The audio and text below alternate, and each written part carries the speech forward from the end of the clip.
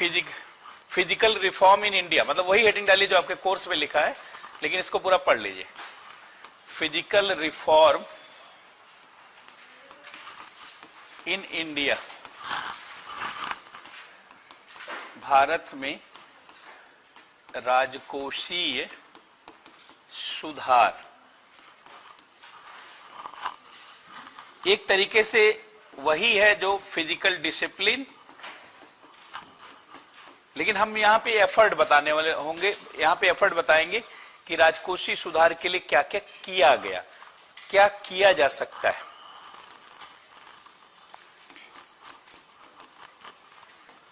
राजकोषीय अनुशासन, एक ही बात है, ये सारे शब्द एक जैसे हैं। राजकोषीय अनुशासन, राजकोषीय अनुशासन, या इसी को फिजिकल कंसोलिडेशन भी कहा जाता है। ये सारे शब्द एक जैसे हैं। फिजिकल कंसोलिडेशन, राजकोषीय समेकन भी, मतलब इनमें से किसी भी नाम से सवाल आ सकता है, या राजकोषीय सुधार के नाम से भी सवाल आ सकता है। राजकोषीय अनुशासन तो ये नहीं सोचेंगे कि इसको पढ़ा नहीं, या आ सकता है फिजिकल हेल्थ भी आ सकता है, राजकोषीय स्वास्थ्य ये भी शब्द आ सकता है, क्योंकि ये सब शब्द प्रायवाची ही है। राजकोषीय स्वास्थ्य,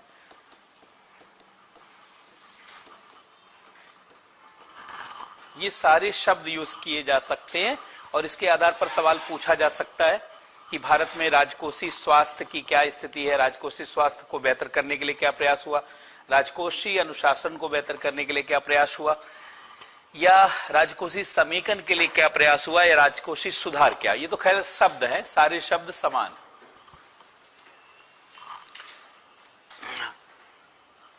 अब जितने भी, जब राजकोषीय सुधार की बात की जाती है तो उसका हीरो यही है, कौन है? Physical deficit. यद्यप पढ़ते समय physical deficit, revenue deficit, effective revenue deficit, ये तीन को पढ़ा जाता है। सारी सिफारिश भी यही तीन को लेकर है। पहले तो दो ही, वर्ल्ड वाइड तो दो ही को लेकर होती है। एक फिजिकल डिफिसिट जो 3% से कम होना चाहिए, रेवेन्यू डिफिसिट जो 0 होना चाहिए, है कि नहीं। अब कल आपने पढ़ लिया था कि फिजिकल डिफिसिट बराबर मार्केट बारोइंग होता है, मतलब फिजिकल डिफिसिट बाजार उधारी के बराबर, ऋण के बराबर होता है। ये हटाएं इसको। अब देखिए, नोट कर लिया। अब देखिए, जैसे ध्यान से सुनेंगे, जैसे ये व्यय है और ये आय है। अगर पूरे देश का व्यय देखें, एक्सपेंडिचर देखें, और पूरे देश का रिसिप्ट देखें, रिसीट्स देखें, तो आप देखेंगे कि व्यय के लिए जितनी आय कम रह जाती है उतना ही तो उधार लेना पड़ता है। इसी को एफडी एक तरीके से कहा जाता है। व्यय और आय में जो अंतर रह जाता है उतना उधार लेना पड़ता है। या सीधे सीधे हम लोगों ने कहा था कि फिजिकल डिफिसिट बराबर मार्केट बारोइंग, वो बात एक ही है, चाहे जैसे आप कहिए, चाहे ऐसे बोलिए, या मैं बोलूं कि व्यय के लिए आय जितनी कम रह जाती है उतना उधार से पूरा करना होगा। इसका मतलब यही, इतना जानते, ऋण है, और यही ऋण जो है चुनौती होता है अगर 3% से ज्यादा होता है। 3% से कम दायरे में है तो अच्छा माना जाता है, हेल्दी माना जाता है उस ऋण को। जैसे भोजन हेल्दी है जब 2-3 रोटी खाते हैं, अब 15-20 रोटी खाएंगे अनहेल्दी हो जाएगा, खाना भी नुकसानदायक, नहीं खाना भी नुकसानदायक, खाना भी नुकसानदायक। तो ये ऋण है लेकिन एक दायरे में रहे। अब एक दायरे में रहने के लिए हम लोगों ने बहुत सारा प्रयास किया है। आप स्वयं देखिए क्या प्रयास किया जा सकता है कि ऋण एक दायरे में रहे। इसके लिए पहले तो आय बढ़ाना पड़ेगा और व्यय को कम करना पड़ेगा, मतलब संतुलित करना पड़ेगा। अब देखिए, आय को बढ़ाने के लिए क्या किया जा सकता है? आय बढ़ाने का सबसे अच्छा उपाय क्या है? कर सुधार।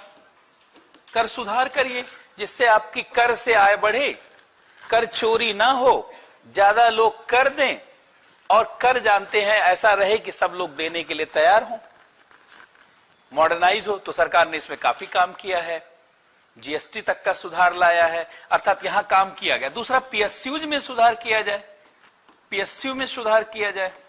जैसे उसका प्रबंधन बदला जाए, महारत्ना का कंसेप्ट लाया जाए, नवरत्ना, मिनी रत्ना छूट दिया जाए उसको बहुत तरीके से अनुकूल, तो सरकार ने उसमें भी काम किया।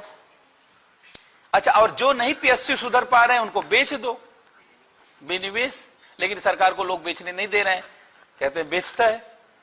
तो ये एक बड़ी समस्या है, सरकार यहां वोट के नाते डर जाती। विनिवेश, ये तीसरा तरीका जो खराब है उसको बेच दिया जाए, और बेचने के नाते निजीकरण होने लगता है। निजीकरण का भारत में विरोध है, क्योंकि जो सरकारी नौकरी पाता है वो विरोध करने लगता है, और आरक्षण वाले लोग भी विरोध करते हैं, कहते हैं जब न रहेगी बांस तो बांजुरी कैसे बजेगी, जब सरकारी नौकरी रहेगी तभी तो मिलेगी।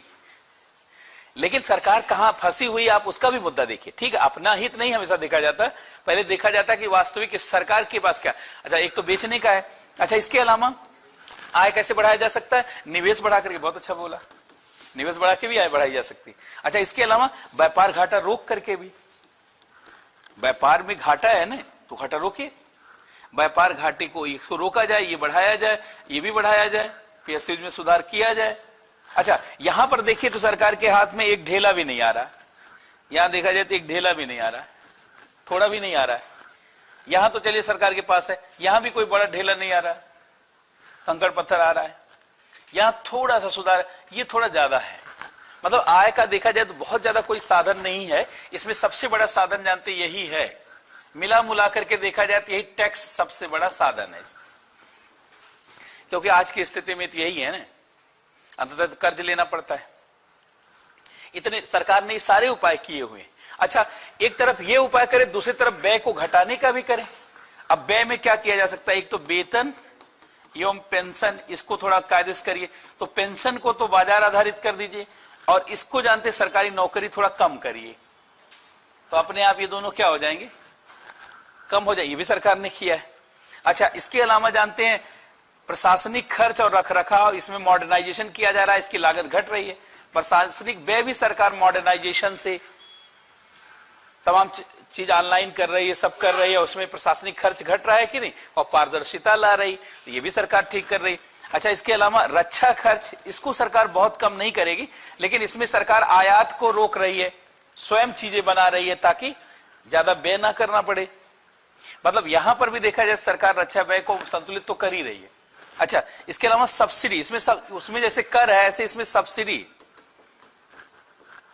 ये सब्सिडी जो है सरकार इसको भी कम कर रही है, मैनेज कर रही है, लीकेज रोक रही है, डायरेक्ट बेनिफिट ट्रांसफर कर रही है कि नहीं?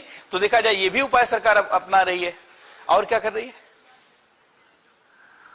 और क्या, ब्याज अदायगी भी कर रही है सरकार, जो ब्याज किसी की ली है लौटा रही है, ताकि ये आगे जानते हैं ज्यादा कर्ज ना लेना पड़े ब्याज के लिए, ब्याज अदायगी, इसका मतलब सरकार ये भी कर रही है। यही सरकार, यही फिजिकल उपाय है। अब इसके बाद बच क्या जा रहा? दो ही मुद्दा देखिए, इसका हीरो जानते क्या है? इसका हीरो सब्सिडी है और इसका हीरो टैक्स है, और संयोग से दोनों चैप्टर आरएस के एग्जाम में दिया गया, टैक्स रिफॉर्म इन इंडिया और subsidy cash transfer and related concept. मतलब यहां पे अब आरएस वाले को लगा कि यहां पे स्टूडेंट को सब्सिडी की समझ होनी चाहिए और यहां पे कर की समझ होनी चाहिए, तो इसका मतलब राजकोषीय सुधार का उसको दायरा समझ में आएगा। फिर जब वो राजस्थान में सेवा में आएगा तो राजस्थान का अच्छा करेगा, यही सोच करके सिलेबस बनाया गया होगा यहाँ का। लेकिन अब देखिए, अगर मैं कहूं कि राजकोषीय सुधार के लिए क्या प्रयास हुआ, तो राजकोषीय सुधार 1991 में शुरू हुआ, यही सब किया गया।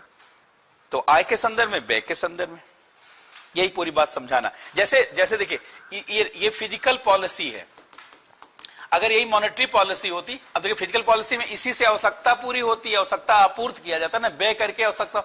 मॉनेटरी पॉलिसी में मांग आपूर्ति होती और उसमें मांग को पकड़ा जाता है, मांग के लिए इन्फ्लेशन, यहां का हीरो इन्फ्लेशन है और यहां का हीरो टैक्स है। सहयोग से ये भी चैप्टर आपके कोर्स में है, हीरो वाला इधर का और इधर के दोनों हीरो है कोर्स में आपके। मतलब देखा जाए तो मौद्रिक नीतियों का कैसे संतुलन हो, राजकोषीय नीतियों का कैसे संतुलन हो, राजकोषीय नीति में क्या हुआ, ये सारा चीज आपके विषय से जुड़ा हुआ है। तो अब नए लाइन से आपको लिखना, यही पॉइंट सारा नोट कर डालना है। लिख लीजिए कि 1991 में भारत में आर्थिक सुधारों के साथ, 1991 में भारत में आर्थिक सुधारों के साथ राजकोषीय सुधारों के लिए भी 1991 में भारत के द्वारा राजकोषीय सुधारों के साथ आर्थिक सुधारों के साथ ही राजकोषीय सुधारों को भी शुरू किया गया। राजकोषीय सुधारों को भी शुरू किया गया।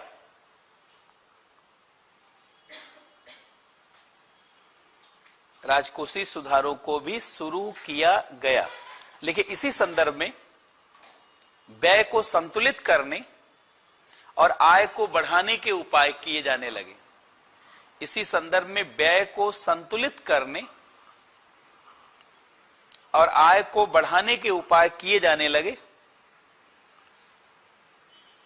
व्यय को संतुलित करने और आय को बढ़ाने के उपाय किए जाने लगे।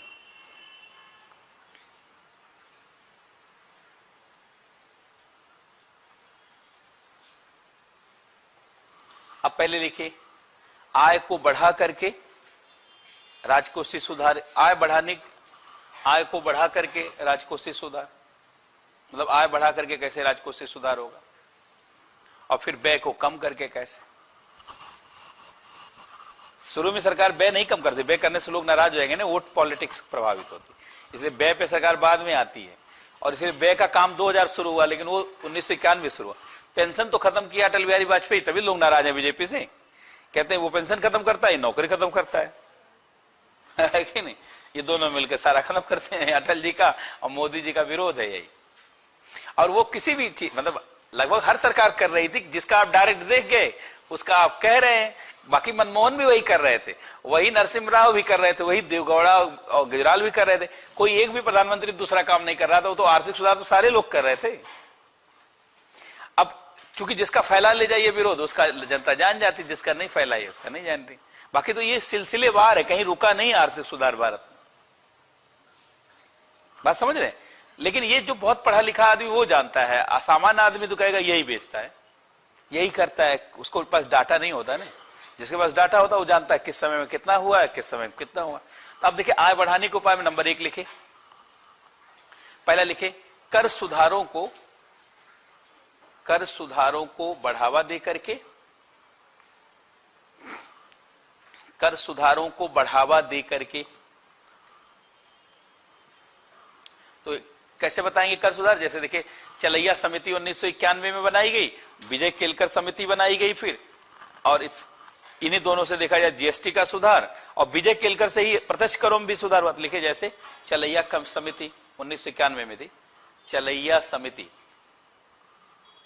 चलैया लिख लेंगे। चलैया फादर ऑफ टैक्स रिफॉर्म कहा जाता है भारत में। कर सुधारों का पिता राजा जेसुदास चलैया तमिलनाडु के थे सर, और सर का बड़ा सम्मान है भारत में, राजा जेसुदास चलैया। अब जो कर वाला चैप्टर पढ़ाएंगे तो उनको पढ़ाएंगे, देखिएगा।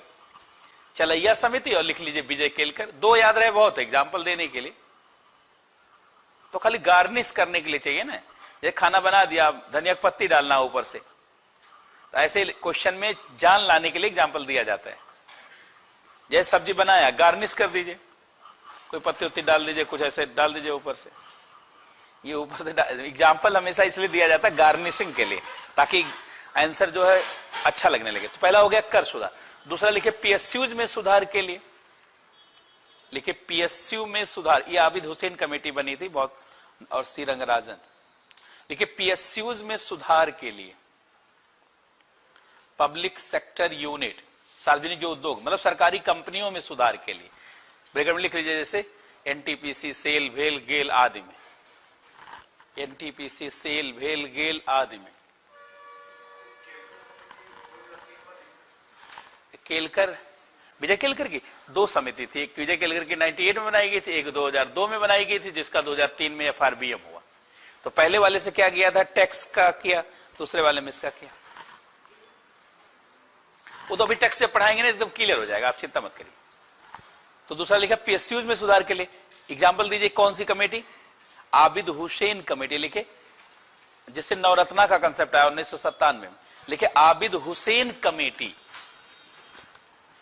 पीएसयूज में सुधार के लिए। लिखे जैसे आबिद हुसैन कमेटी, सब में एग्जाम्पल लिखना होगा ना। अरे भाई, आबिद हुसैन समिति, आबिद हुसैन समिति से तो आया। ये कब आया? नवरत्न नहीं सुना आपने? ये नवरत्न नीति यही ले आए थे। मिनी रत्न ये भी इन्हीं का है। मिनी रत्न 2 भी इन्हीं का है कंसेप्ट। और बाद में इसी कड़ी में जानते हैं आगे महारत्न का आया 2010 से।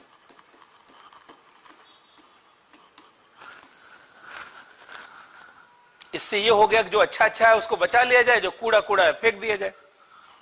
कैसे आपके घर में सब्जी आती है, मान लीजिए मटर ले आए, तो जो अच्छी अच्छी मटर छिल के रख लीजिए, बाकी फेंक दीजिए। तो जो अच्छी अच्छी कंपनियां बचा लिया जाए, खराब खराब उसको बेचा जाए, इन्वेस्ट किया जाए।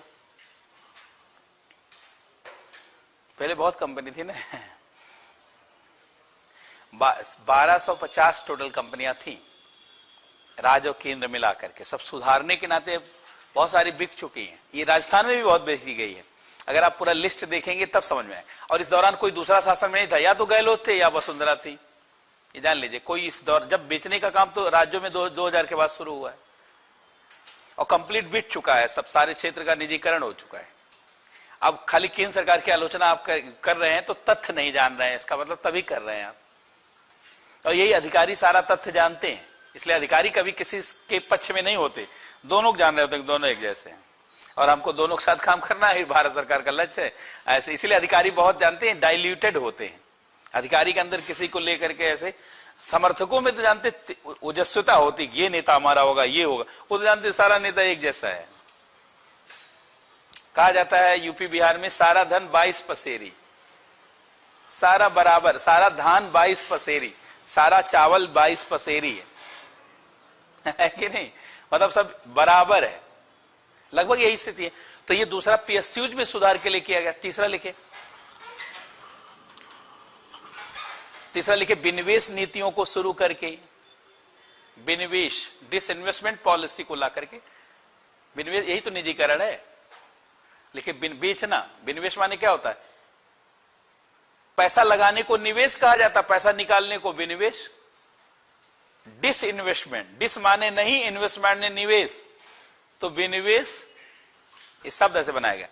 विनिवेश नीतियों को लागू करके, विनिवेश मंत्रालय और ये सब जानते हैं, विनिवेश विभाग तो बनाया था अटल जी ने, विनिवेश मंत्रालय बनाया था अटल जी ने लास्ट टाइम पे, और मनमोहन सिंह ने फिर उसको आगे बढ़ाया। उसी को जानते हैं विनिवेश मंत्रालय को बाद में वित्त मंत्रालय में मिला दिया गया। लेकिन विनिवेश विभाग दीपम के नाम से जाना जाता, दीपम, और खाली वर्तमान में दीपम है, अब विनिवेश मंत्रालय नहीं है, वो वित्त मंत्रालय में शामिल हो गया है कि नहीं। तो विनिवेश का काम सबने लिख लीजिएगा, ब्रैकेट में लिखे, इसमें लिख लीजिए कि सरकारी संपत्तियों को बेचना, निजीकरण करना, यही विनिवेश है। पैसा जुटाना ना, आय कहां से आएगी आपके पास। जैसे पुराना कोई सामान है बेच दीजिए, कुछ ऐसे आ गया, कुछ नया मिला लिया, नया बना दिया। आप कहते हैं ना कि ये खिड़की लगानी है, पुरानी खिड़की है 500 की बिक जा रही, नई खिड़की 8000 और मिला लेते हैं, 8500 का हो गया। इसी टाइप का सरकार भी कर रही है, जो खराब लग रहा है उसको रिसफल कर रही है। वास्तव में देखा जाए तो बेच नहीं रही है, मोबिलाइजेशन कर रही है। इसको कहा जाता है रिसोर्स की गतिशीलता। जब जरूरी जो था वो किया, अब नहीं जरूरी है तो उस कंपनी को रखने की कोई जरूरत नहीं। कोई चीज अच्छी बुरी नहीं होती, जरूरत वाली है या नहीं है। जैसे एक नोट्स बहुत अच्छा है, लेकिन 2-3 साल के बाद आपकी जरूरत वाला नहीं रहेगा, तो किसी को दे दीजिए। ये नहीं कोई कहे कि नोट्स अच्छा है, तो जैसे ये नहीं कह सकते सरकारी कंपनी अच्छी है प्राइवेट। सरकारी प्राइवेट नहीं, जिसकी जरूरत, जिस समय उसकी जरूरत थी वो अच्छी थी, अब जरूरत ही नहीं उस कंपनी की। जैसे अब बीएसएनएल कंपनी, ईमानदारी से देखा जाए तो क्या जरूरत है चलाने की, सरकार को क्या जरूरत कंपनी चलाने की जब वो न ठीक से चल रही है ना कुछ, और दूसरा प्राइवेट कंपनी जब आ चुकी है। बहुत सारे क्षेत्रों में देखा जाए तो सरकार को अब काम करने की जरूरत नहीं है, एकदम नहीं जरूरत है, तो वहां से सरकार को हट जाना चाहिए तुरंत, इसलिए कि दूसरे लोग काम करने में वहां सक्षम है। अब सरकार को गरीब, मतलब जहां पे ज्यादा फोकस है गरीबों के लिए, कमजोर वर्गों के लिए, इसलिए सरकार वहां फोकस कर रही है। इसलिए मिनिमम गवर्नमेंट और मैक्सिमम गवर्नेंस का नारा लेकर चल रही, सरकार को मिनिमम करेंगे। तो ये विनिवेश बड़ा विवादित नहीं था, आपके कोर्स में नहीं है, नहीं तो इसको भी पढ़ाना पड़ता। अगला लिखे, निवेश को बढ़ावा देना। निवेश को बढ़ावा देना, निवेश के लिए जानते हैं आधारभूत संरचना को भी, लेकिन निवेश को बढ़ावा देना, और इसके लिए इंफ्रास्ट्रक्चर को लिख लीजिए, इसके लिए इंफ्रास्ट्रक्चर बढ़ाया जा रहा है। लिखे, इसके लिए आधारभूत संरचना को बढ़ाया जा रहा है और नीतियों को सरल किया जा रहा है। ईज डूइंग बिजनेस, और आर्थिक नीतियों को सरल किया जाए, ईज डूइंग किया जा रहा है, आर्थिक नीतियों को सरल किया जा रहा है। भले 4 ही 5 पॉइंट लिखिए लेकिन सॉलिड होना चाहिए ताकि नंबर सॉलिड मिले। अच्छा, ये अब इसके बाद एक व्यापार का घाटा है तो सरकार उसको रोक रही है। अगला लिखे व्यापार घाटे को कम किया जा रहा है, इससे भी तो आय बढ़ेगी। लेकिन व्यापार घाटे को कम किया जा रहा है, व्यापार घाटे को कम किया जा रहा है। ये हो गया निवेश, ये हो गया आय बढ़ाने के माध्यम से राजकोषीय सुधार। अच्छा, आप व्यय को घटाने के माध्यम से, दूसरा लिखे बी पार्ट, व्यय घटाने के माध्यम से राजकोषीय सुधार, व्यय घटाने के माध्यम से राजकोषीय सुधार। अगर क्वेश्चन आ जाए या ऐसे तब, और सीधे आ जाए तो कुछ पॉइंट इसमें से कुछ पॉइंट उसका लिख लीजिए। व्यय घटाने के माध्यम से राजकोषीय सुधार, व्यय घटाने के माध्यम से राजकोषीय सुधार। तो पहला लिखिए। अब ये तो आप कहेंगे नहीं कि वेतन पेंशन कम कर दीजिए, इसको बेहतर, मतलब इसको अनुकूल किया जा रहा, अनुकूलन किया जा रहा। तो पहला लिखिए वेतन एवं पेंशन का बेहतर प्रबंधन, वेतन एवं पेंशन का बेहतर प्रबंधन, वेतन एवं पेंशन का बेहतर प्रबंधन किया जा रहा है। ब्रैकेट में लिख लीजिएगा, जैसे पेंशन को बाजार आधारित करना, जैसे पेंशन को बाजार आधारित करना,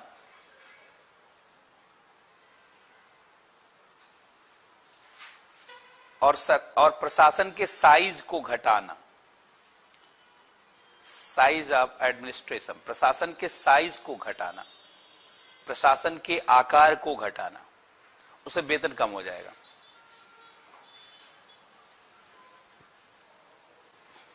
और ये आपको बड़ा आश्चर्य लगेगा, जैसे आपका राज्य है मान लीजिए 6 करोड़ 7 करोड़ का है, अब यूपी का राज्य है 24 करोड़ 25 करोड़, अब जितना आरएस में भर्ती निकलती उससे कम भर्ती यूपी पीसीएस में निकलती।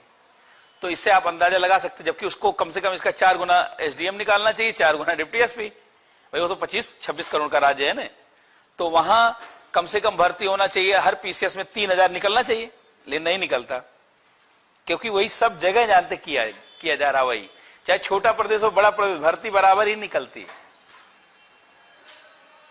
क्योंकि मुख्य पद उतने ही है, बाकी मुख्य पद वही है, बाकी जानते पदों को मैनेज, बाकी पदों को श्रिंक किया जा रहा है, सुधार के तहत उसको साइज कम किया जा रहा है। जरूरत ही नहीं, 5-5 साल में उत्तराखंड में एग्जाम हो रहा था, अधिकारी कहां से आए फिर? इसका मतलब है वो साइज प्रशासन का घटाया गया, स्मार्ट किया गया है, डिजिटलाइज किया गया है। नहीं तो हर साल उत्तराखंड में भर्तियां निकलना चाहिए। उत्तराखंड के बाद तो वैसे भी अधिकारी की कमी थी, क्योंकि यूपी से बट के हुआ था, तो कुछ अधिकारी ट्रांसफर होके गए थे और आज तक 3 ही एग्जाम करवा पाया है। और अगर मैं मान लूं कि 300-300 भी तो 900, तो 900 में राज्य थोड़ी चलाया जा सकता, 900 अधिकारी से, प्लस आईएएस अधिकारी भी चाहिए। जैसे राजस्थान को चलाने के लिए कम से कम यहाँ 1000 आईएएस अधिकारी और कम से कम 1000 से ज्यादा आईपीएस। खाली जिले में एसपी थोड़ी बनते हैं, और भी पुलिस का बहुत महकमा है, आपदा प्रबंधन है, तमाम और दल है, और इसके अलावा कई एक जगह पे, जैसे ये जयपुर बड़ा है तो ये बहुत 4-5 आईपीएस लगेंगे, और ऐसे आईएएस भी। लेकिन अब इतना आईएएस है नहीं, पूरे देश में 6000 आईएएस है, और सारा एसडीएम मिला दीजिए कुल 7500 के आसपास है। तो इतने से पूरा देश इतना बड़ा 135 करोड़ लोगों को चलाना, ये तो बहुत गलत है। इसी नाते जानते हैं बहुत गवर्नेंस नहीं हो पा रहा, आधिकारिक संख्या बढ़ाना पड़ेगा, कर्मचारी की संख्या घटाना पड़ेगा। अगर आप, क्योंकि जो ज्यादा पढ़ा लिखा है, ज्यादा समझदार है, उसकी संख्या ज्यादा होने से ऊपरी स्तर पे प्रबंधन व्यापक होगा, तो निचले स्तर पर खाली मॉडर्नाइजेशन से जानते चीजों को कट किया जा सकता है। और अगर टॉप ब्रेन आपने कट कर दिया तो देश वैसे पीछे चला जाएगा। इसलिए ये बहुत सारी सरकारें इस बात को नहीं समझ पाई हैं, क्योंकि ये लोग बड़ी बड़ी कंपनियों से बात करते हैं, और कंपनियां, जो प्राइवेट कंपनियां ही सुझाव देती हैं, और वो सुझाव सरकार का देती ही नहीं। जैसे इन्फोसिस लगी हुई है राजस्थान सरकार के साथ इस समय। अब इन्फोसिस क्या बताती होगी अशोक गहलोत को? ये बताती होगी सब जगह सॉफ्टवेयर लगा रहे हैं, आपका सब कम हो जाएगा सारा कम हो जाएगा। धीरे धीरे प्राइवेटाइजेशन की बात कर रही है। जब मुख्यमंत्री के ऑफिस को यहाँ डिजिटल किया जा रहा है, यहाँ सारा विभाग को किया जा रहा है, तो धीरे धीरे वो जो आदमी लगा हुआ विप्रो का, इन्फोसिस का, वो अपना बात करेगा, वो तो चलिए यहाँ राजनीति के नाते कुछ टीचर उचर इन सब की भर्तियां आ जाती हैं, बहुत सालों तक थोड़ी चलेगा इसमें भी। और जब टीचिंग के लिए भी जानते नेशनल टेस्ट होने लगेंगे, जल्दी ही होंगे अब, तो उसमें राज्यों की भूमिका, क्योंकि अब सर्विस, टीचिंग वाली सर्विस को भी राष्ट्रीय करने की बात है ताकि शिक्षा में समान गुणवत्ता लाई जा सके पूरे देश में। तो ये मुद्दा भी राज्य सूची का हैक कर ले जाएगा केंद्र, तो राज्य के पास ये भी नहीं रह जाएगा। हेल्थ में भी नेशनल सर्विस की बात है 15वें वित्त आयोग में, तो ये डॉक्टर भी जानते चला जाएगा केंद्र के पास। आईएएस तो केंद्र का था ही, पीसीएस राज्य का था, अब ये डॉक्टर केंद्र के पास चला जाएगा, टीचर चला जाएगा केंद्र के पास, कर के अधिकारी भी चले गए केंद्र के पास।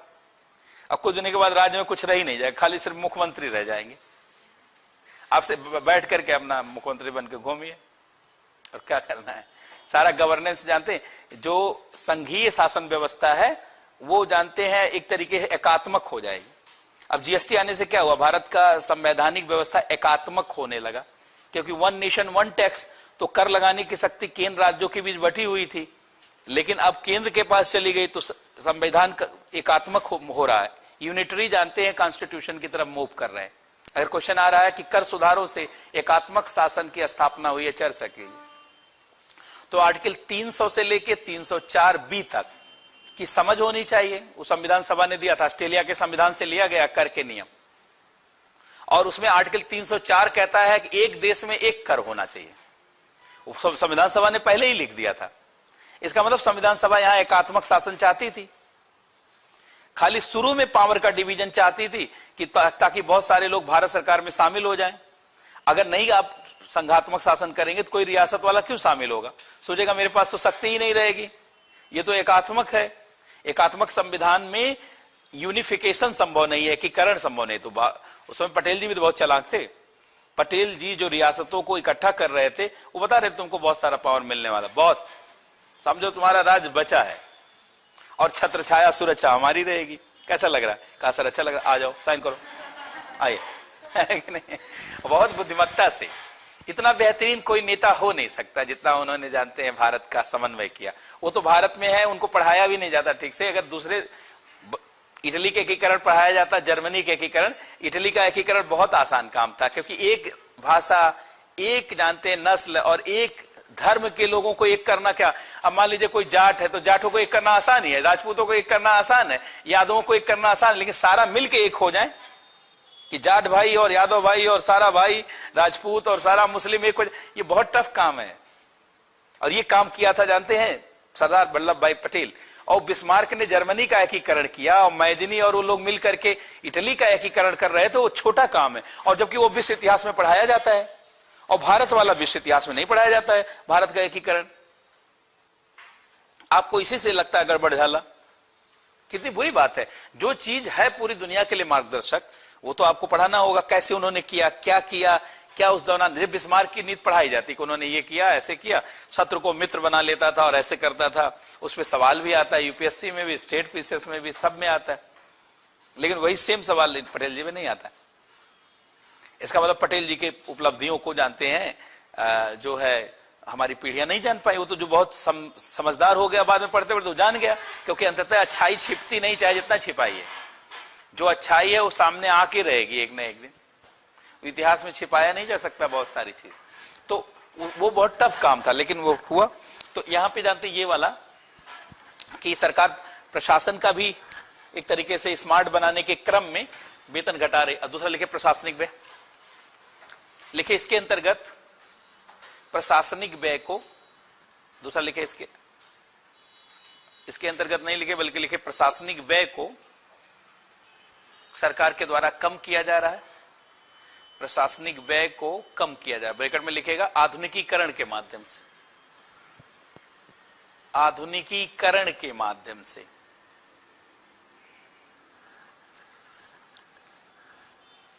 लिखे ई गवर्नेंस के माध्यम से, ई गवर्नेंस के माध्यम से लागत घट जा रही, शासन की लागत घटती है ई गवर्नेंस से।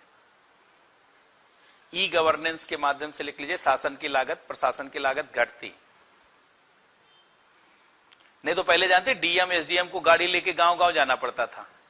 ब्लॉक में जानते हैं, तहसील में सब जो है गांव प्रवास करना पड़ता था। अब तो ई गवर्नेंस आ गया, कहीं प्रवास करने की जरूरत, तो उसमें जानते जाने आने बहुत सारा खर्च, तहसील दिवस, ब्लॉक दिवस किया जाता था। अब धीरे धीरे ये सारा चीज कम हो रही, क्योंकि सब चीज ऑनलाइन हो रही है, तो आपको कहीं दिवस नहीं, आप अपने ऑफिस में रहिए, सारा काम करिए, तो बहुत सारा कॉस्ट कट हो रहा है। उसमें फिर सारे अधिकारी को बुलाना, अब एक डीएम जाएगा तो सारा एसडीएम जाएंगे, सारा डिप्टी एसपी जाएंगे, प्रोटोकॉल के तहत भी बहुत सारे लोग जाएंगे, सारे अधिकारियों का कोऑर्डिनेशन, फिर सबका काम रुकेगा, एक लोगों का खाली कोऑर्डिनेशन होगा, तहसील दिवस हो गया, ब्लॉक दिवस हो गया, तो उसमें कॉस्ट बढ़ जा रहा था, ई गवर्नेंस में घट रहा है। अब अच्छा, रक्षा खर्च में रक्षा व्यय को कैसे कम किया जा रहा है? स्वदेशीकरण, क्योंकि अगर बंदूक खरीद के लाएंगे, दूसरा देगा 3 मान लीजिए लाख में, अपना बना लेंगे 1 ही लाख में, दूसरा मिसाइल देगा 25 करोड़ में, आप बना लिया 1 करोड़ में। इसमें स्वदेशीकरण लिख लीजिए कि रक्षा व्यय को स्वदेशीकरण के माध्यम से, इंडिजनाइजेशन के माध्यम से कम किया जा रहा। रक्षा व्यय को स्वदेशीकरण के माध्यम से कम किया जा रहा है, सारी चीज भारत में ही बनाने की बात हो रही है,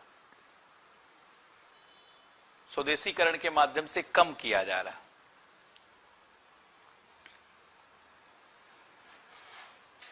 इसमें डीआरडीओ को लगाया गया है, बहुत सारी संस्थाओं को लगाया गया, हर चीज स्वदेशी बनाएंगे, अपने आप व्यय कम हो जाएगा। जब अपने घर में जैसे सामान हो जाएगा तो खरीदना पड़ेगा? नहीं खरीदना पड़ेगा, आत्मनिर्भरता हो जाएगी, इसलिए ये कम किया जा सकता है उसी तरीके से, लेकिन इसमें लंबा समय लगता है। एक सवाल आया था यूपीएससी में कि सार्वजनिक व्यय का प्रबंधन अधिक चुनौतीपूर्ण है, क्योंकि व्यय आसानी से घटाया नहीं जा सकता, 20-20 साल लग गया, जानते घटा नहीं पाए। सार्वजनिक व्यय का प्रबंधन में अधिक समय लगता है, चर्चा कीजिए। अभी भी यूपीएससी का सवाल था 20 नंबर का, और सारे काम में इतने आसानी से आंदोलन हो जाएगा अगर आप करेंगे। ई गवर्नेंस में ज्यादा समय लगता है, और स्वदेशी रिसर्च में भी समय लगता है। सब्सिडी में भी हटाने के लिए डायरेक्ट बेनिफिट ट्रांसफर, ऑनलाइन आधार, जैम करना पड़ेगा, jam Jan Dhan Aadhaar mobile. Subsidy cash transfer के लिए जो डीबीटी लाया गया वो इतना आसान है, आधार कार्ड को जोड़ा जा रहा है बैंक से, इसके मोबाइल को जोड़ा जा रहा है, सारा मोबाइल में आ रहा है, नरेगा का पैसा या कहीं का, ये भी टफ है, तो सारे में ज्यादा समय लगता है, ये भी ज्यादा समय लगता है। तो सवाल कितना सही लाइनों लेंथ पे पूछा गया था, तो लिख लीजिए कि सब्सिडी को कम करने के लिए डीबीटी का प्रयोग किया जा रहा है, डीबीटी और जैम का, डायरेक्ट बेनिफिट ट्रांसफर, और जनधन आधार मोबाइल, ये 2013 और ये 2016 ये पढ़ाएंगे आपको अभी जब सब्सिडी पढ़ाएंगे, डायरेक्ट बेनिफिट ट्रांसफर और जनधन आधार मोबाइल।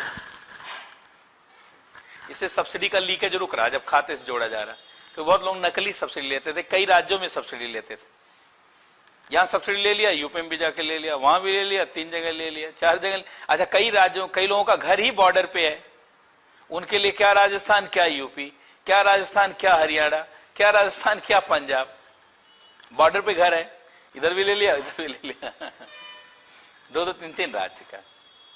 कई लोग तो ऐसे हैं जो 3-3 राज्य में एक साथ नौकरी भी कर रहे थे, सेटिंग हो जाती है ना विभाग में, कुछ पैसा देके नहीं आएंगे, अब पता चला यूपी में भी नौकरी कर रहा है, राजस्थान में भी कर रहा है, हरियाणा में भी कर रहा है। वो तो जैसे ही सब जुड़ने लगा, खाता और आधार कार्ड, यूपी में देखिए कितना फर्जी नौकरियां पकड़ी गई, बहुत ज्यादा, शिक्षकों में तो बहुत ज्यादा, कई बार तो एक ही आदमी 3-3 जिले में नौकरी कर रहा था, और 3 वेतन पा रहा था, 3 पेंशन भी पाता हो, क्योंकि ऑनलाइन नहीं सारी चीज थी, और जिले से सारा फाइल बन के चली जाती थी, तो नाम मिल नहीं पाता था, मिक्स नहीं हो पाता था। अभी एक जल्दी ही लड़की आपने सुना होगा कि यूपी में गोंडा में पकड़ी गई, वो 3 जगह जानते हैं 3 जगह जॉब में थी, और उसका मार्कशीट से पकड़ में आ गया बाई चांस। अब सारी चीज ऑनलाइन होने से, जुड़ने से, आधार कार्ड से जुड़ने से। अच्छा, कई लोग जो डेथ हो जाता है उसके नाम पे दूसरा आदमी नौकरी कंटिन्यू रख लेता था कई बार, और बहुत सारा, मतलब कुल मिला के देखा जाए तो बहुत सारी चीजें हैं। डिजिटलाइजेशन और तमाम चीजों से चीजों को बहुत मैनेज करना, सब्सिडी के लीकेज को बहुत रोकना संभव हुआ। जैसे मान लीजिए यूरिया की सब्सिडी है, या किसान ही केसीसी कार्ड ऐसे ही बनवा लिया, खेत नहीं है तब भी। दिल्ली में मैं बहुत लोगों को जानता हूं जिसके पास केसीसी है, क्योंकि केसीसी बनवाने के लिए भ्रष्टाचार देना पड़ता है, 2-4 हजार दे दीजिए, बन जाता, दिल्ली आ जाइए लेके, और वहां के नाम पे, वही किसान के नाम पे लोन मिल जाता है, सब सेटिंग होता है ना, मैनेजर को पैसा देके मिल जाता है, या वैसे मिल जाता है, और आ जाइए दिल्ली में मकान बना लीजिए। और एक एक आदमी 4-4 केसीसी 500 का। हमने कहा कैसे बन गया? तो भ्रष्टाचार में सब बन जाता है। अब एक एक पे 8-8 लाख उठा लिया तो 4% की दर पे मिल गया, वैसे 8% 9% पे लोन मिलता है। तो ये सब लीकेज था ना। तो ये सब्सिडी के लीकेज को जानते हैं डायरेक्ट बेनिफिट और जैम से। ये सब केसीसी वगैरह इससे जोड़ा जा रहा है, बाकी सब्सिडी इसके माध्यम से दिया जा रहा है। ये भी कम हुआ तो मतलब व्यय संतुलित हो रहा है सरकार का। गैस सिलेंडर में ही देख लीजिए, सबको गैस सिलेंडर अब खाते में आ रहा है तो डायरेक्ट। अच्छा, गैस सिलेंडर में सारा पैसा धनी आदमी के पास जाता था, क्योंकि सिलेंडर कौन यूज करता था? होटल वाले, रेस्टोरेंट वाले। घर में 1-2 सिलेंडर आता है और सारे सिलेंडर पे सब्सिडी। अब पता चला है कि जिस होटल में, मान लीजिए जिस होटल में मैं ही रुका हूं, अब उसमें पर डे 2-3 सिलेंडर यूज हो जाता होगा। कई कई होटलों में जाने जो बड़े बड़े 5 स्टार है, 100-100 सिलेंडर यूज होता है, 200-200। अब पता चला आपने सिलेंडर पे सब्सिडी दे रहे हैं तो सारा गड़बड़। आप खाते में दीजिए सब्सिडी, नहीं तो सारा होटल के पास चला जाएगा। जैसे डीजल पे सब्सिडी का पूरा लाभ जानते हैं, क्योंकि डीजल बड़ी गाड़ियों में यूज होता है और बड़े बड़े चीजों में, जनरेटर वगैरह में यूज होता है, वो बड़ा आदमी यूज करता है। गरीब आदमी पेट्रोल से चलता है, बाइक वाइक से, और पेट्रोल पे सब्सिडी नहीं, डीजल पे सब्सिडी। सारा उल्टा लगता है। खाली खेती का सोच करके थोड़ी आप सोच सकते, कंजम्पशन कितना कहां हो रहा है उससे पता चलेगा कि कहां सब्सिडी लीक हो रही है। सब्सिडी का लीकेज, जैसे उच्च शिक्षा में सब्सिडी का लीकेज है, क्योंकि उच्च शिक्षा में अगर कमजोर वर्ग के लोग नहीं दिल्ली विश्वविद्यालय जाने, तो दिल्ली विश्वविद्यालय को इतना पैसे बनाया गया, प्रोफेसर इतना रखा गया सारा, अब उसमें कुछ बड़े घरों के लोग पढ़ लेंगे तो गरीब आदमी। इसका मतलब जिसके लिए उच्च शिक्षा में सबकी भागीदारी होनी चाहिए ना। अब राजस्थान विश्वविद्यालय बनाया गया खाली कुछ जात के लोगों को पढ़ने के लिए, सारी जात, बल्कि जो कम पढ़ी जात है वो और पढ़े, उसमें उच्च शिक्षा में सब्सिडी है। ऐसे बहुत सारी चीज में, तो उसको जोड़ेंगे कैसे? बाद में चलिए आरक्षण के माध्यम से कुछ हुआ जोड़ना, लेकिन आरक्षण का भी बहुत सारे लोग लाभ उठा, आरक्षण का भी सर्टिफिकेट बन जाता है, किसी जात का आरक्षण लगा के कहीं भी जा सकते हैं। और ये आरक्षण का बहुत सारा लीकेज है, जब तक वो जुड़ेगा। आरक्षण ऐसे नहीं, ऐसे ओबीसी सर्टिफिकेट 500-1000 रुपए में बनता है, आप जान ही रहे हैं, और सारा सरकारी अधिकारी ऐसे बना देते हैं, उससे वो पूरा कंप्लीट लीकेज। जब तक या तो आधार कार्ड वगैरह से ना जुड़े, तमाम चीजों से ना जुड़े, तो वो एकदम डिफाइंड नहीं होगा कि पर्टिकुलर वही व्यक्ति है। अच्छा, शहरों में बहुत लोगों ने अपनी जात बदल ली जा करके, SC ST बन गए, कुछ और बन गए, क्योंकि टाइटल से कोई जात होती नहीं, जिसका सर्टिफिकेट होता वो जात होती। तो बहुत लोगों ने सोचा जो जात का फायदा वही कर लीजिए। कौन जान रहा है आपका पर्सनली कोई जॉब, जो आपकी नौकरी होती है उसमें आपका अधिकारी तक नहीं जानता आपकी कौन सी जात है। तो खाली जिस समय नियुक्ति होती है उसी समय पता चलता है, उसी समय का कोई अधिकारी होगा वही जान पाएगा। बाकी कहीं जात नहीं लिखी जाती, मार्कशीट वगैरह कहीं पे नहीं लिखी जाती, किसी चीज पे नहीं। अभी आप मान लीजिए आप IIT में पढ़ रहे हैं, आपने SC से पढ़ा है, ST से पढ़ा, किससे पढ़ा, खाली सर्टिफिकेट उसमें बनवा के लगा देना है बस, और जैसे निकल गए खत्म। किसी सर्टिफिकेट पे कहीं कुछ लिखा नहीं होता। कोई पर्टिकुलर जान रहा है कि इसने गड़बड़ी किया, जांच करवा दे तो अलग मुद्दा है, और ऐसे कोई नहीं जान रहा तो कोई नहीं जान सकता। इसीलिए तमाम गरीबों का हक, तमाम आरक्षण वाले लोगों का हक दूसरे लोगों ने यूज किया है। कुछ दिनों के बाद तो जिसको आरक्षण मिलता है वही आंदोलन करेगा कि हमको आरक्षण नहीं चाहिए, क्योंकि एक का फायदा हमको मिल नहीं रहा है। तो जानते हैं दूसरे वर्ग से नहीं आंदोलन होगा, ये जो वर्ग, क्योंकि उस वर्ग को वास्तव नहीं मिल रहा है जिसके नाम से। ये पूरा चेंज हो गया 20-25 सालों में पूरे देश में परिस्थिति। और ऐसे में जानते हैं कई बच्चे ऐसे हैं, मतलब हम लोगों को इस सारा चीज नहीं बताना चाहिए, जिनका चांस खत्म हो गया चारों, और फिर दिल्ली में आते कहते सर अब की बार। हमने कहा अब की बार कैसे देने आ गए? एक आध का तो याद ही रहता है ना कि चांस खत्म। कहा नहीं सर वो 2 बचा था अभी, पहले कहा कि खत्म हो रहा चांस, अभी 2 बचा है, सर्टिफिकेट दूसरा लेके आ गया, अब दूसरा बना के एग्जाम देगा, नए सिरे से आ गया है कि नहीं। चांस खत्म होने के बाद दोबारा हो गया कम, क्योंकि दोबारा BA कर लिया, दोबारा हाई स्कूल कर लिया, एक जगह से चल रहा, फिर से हाई स्कूल और इंटर और फिर वो। ये सब सारा कंप्लीट ऑनलाइन हो जाने के बाद ही सब व्यवस्था रुकेगी, नहीं तो एक तरफ खत्म हो रहा है डेट, दूसरी तरफ फिर शुरू हो रहा है IAS का डेट, है कि नहीं। फिर आ गए 21 साल 22 साल के हो गए, 30 साल होने के बाद में अब फिर सारा चांस आ गया। अब की बार बुद्धिमान है, तुरंत सेलेक्ट होगा, अब की बार लेकिन बोलेगा नहीं कि मैं सेलेक्ट हूं क्या हूं, अब के बाद सीधे जाएगा नौकरी करेगा। ऐसे बहुत सारे लीकेज है। तो ये सब्सिडी का भी लीकेज था और सरकार ने इसको इनके माध्यम से कम करने का प्रयास। तो यहां भी व्यय संतुलित हुआ। अब लिखे ब्याज अदायगी, ब्याज अदायगी लिखे इसके अंतर्गत पुराने कर्ज जो ज्यादा दरों पे कर्ज थे उसको लौटाया गया नए कर्ज लेकर के, लिखे इसके अंतर्गत पुराने कर्ज, पुराने ऋण जो ज्यादा दरों पर थे उसको नया ऋण लेकर के लौटाया गया, उसको नया ऋण लेकर के लौटाया गया।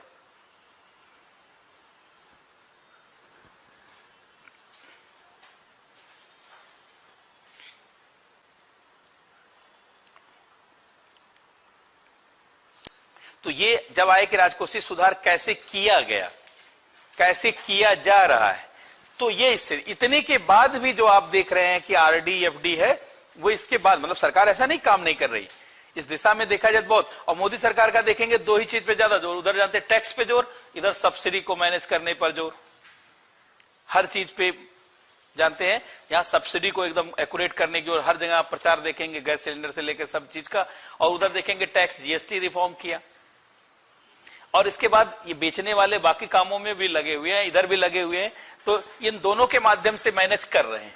अर्थात राजकोषीय सुधारों के लिए लगातार सतत प्रयास जारी है। नए लाइन से लिखे लिखे राजकोषीय सुधारों के अंतर्गत, राजकोषीय सुधारों के अंतर्गत आय बढ़ाने का सबसे बेहतर उपाय कर है, आय बढ़ाने का सबसे बेहतर उपाय कर है, और व्यय कम करने का सबसे बेहतर उपाय सब्सिडी है।